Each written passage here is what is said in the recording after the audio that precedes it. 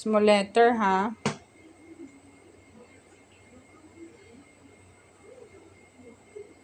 U.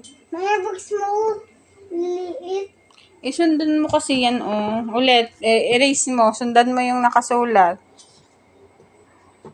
Hindi pwedeng big letter. Ay, yung letter O, yan. Big letter mo yung letter O kasi dito, big letter dito. Ulitin mo yung O. Dahil lakihan mo. Lakihan mo letter O. Erase mo. Letter O.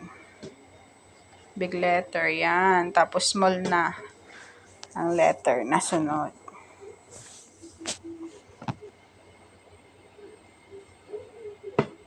Ano pa?